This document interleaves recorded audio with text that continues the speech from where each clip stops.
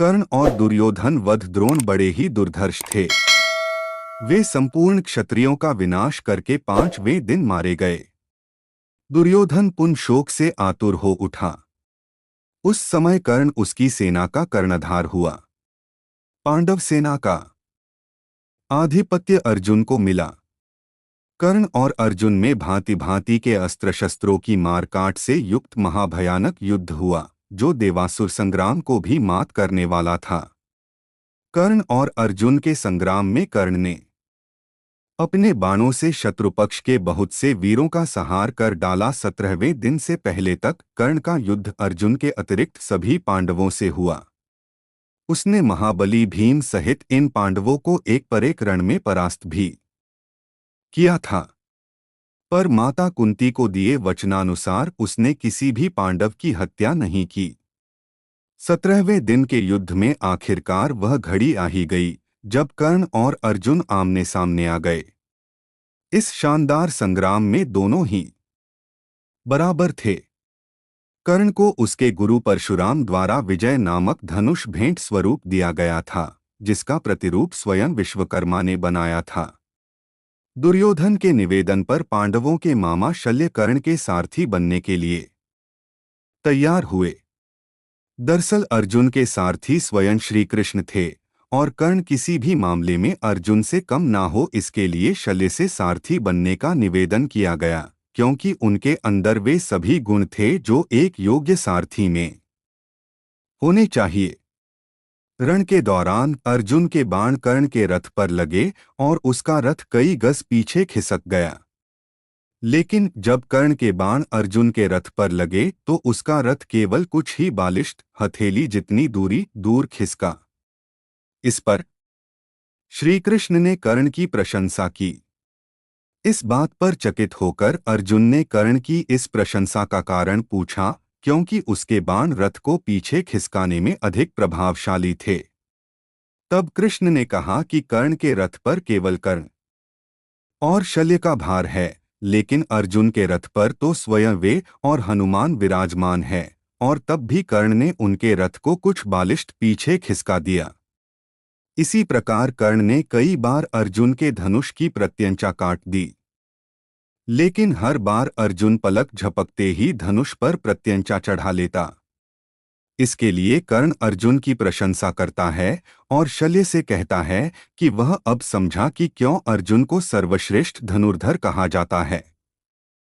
कर्ण और अर्जुन ने दैवीय अस्त्रों को चलाने के अपने अपने ज्ञान का पूर्ण उपयोग करते हुए बहुत लंबा और घमासान युद्ध किया। कर्ण द्वारा अर्जुन का सिर धड़ से अलग करने के लिए नागास्त्र का प्रयोग किया गया, लेकिन श्री कृष्ण द्वारा सही समय पर रथ को भूमि में थोड़ा सा धंसा लिया गया, जिससे अर्जुन बच गया। इससे नागास्त्र अर्जुन के सिर के ठीक ऊपर से उसके मुकुट को छेदता हुआ निकल गया। नागास्त्र पर उपस्थित अश्वसेना नाग ने कर्ण से निवेदन किया कि वह उस अस्त्र का दोबारा प्रयोग करे ताकि इस बार वह अर्जुन के शरीर को बेधता हुआ निकल जाए, लेकिन कर्ण माता कुंती को दिए वचन का पालन करते हुए उस अस्त्र के पुनः प्रयोग से मना कर देता है। धरती में धन से अपने रथ के पहिए को निकालता कर्ण। यद्यपि युद्ध गतिरोध पूर्ण हो रहा था, लेकिन कर्ण तब उलझ गया जब उसके रथ का एक पहिया धरती में धंस गया। धरती माता के श्राप के कारण वह अपने को डोट दैवीय अस्त्रों के प्रयोग में भी असमर्थ पाता है, जैसा कि उसके गुरु परशुराम का श्राप था। तब कर्ण अपने रथ के पहिए को निकालने के लिए नीचे उतरता है और अर्जुन से निवेदन करता है कि वह युद्ध के नियमों का पालन करते हुए कुछ देर के लिए उस पर बाण चलाना बंद कर दे। तब श्री कृष्ण अर्जुन से कहते हैं कि कर्ण को कोई अधिकार नहीं है कि वह अब युद्ध नियमों और धर्म की बात करे, जबकि स्वयं उसने भी अभिमन्यु वध के समय किसी भी युद्ध नियम और धर्म का पालन नहीं किया था। उन्होंने आगे कहा कि तब उसका धर्म कहा गया था जब उसने दिव्यजन्मा द्रौपदी को पूरी कुरुराज सभा के समक्ष वैश्या कहा था। द्युतक्रीड़ा भवन में उसका धर्म कहा गया था। इसलिए अब उसे कोई अधिकार नहीं कि वह किसी धर्म या युद्ध नियम की बात करे। और उन्होंने अर्जुन से कहा कि अभी कर्ण असहाय है, ब्राह्मण का श्राप फलीभूत हुआ, इसलिए वह उसका वध करे। श्री कृष्ण कहते हैं कि यदि अर्जुन ने इस निर्णायक मोड़ पर अभी कर्ण को नहीं मारा तो संभवतः पांडव उसे कभी भी नहीं मार सकेंगे और यह युद्ध कभी भी नहीं जीता जा सकेगा। तब अर्जुन ने एक दैवीय अस्त्र का उपयोग करते हुए कर्ण का सिर धड़ से अलग कर दिया। कर्ण के शरीर के भूमि पर गिरने के बाद एक ज्योति कर्ण के शरीर से निकली और सूर्य में समाहित हो गई।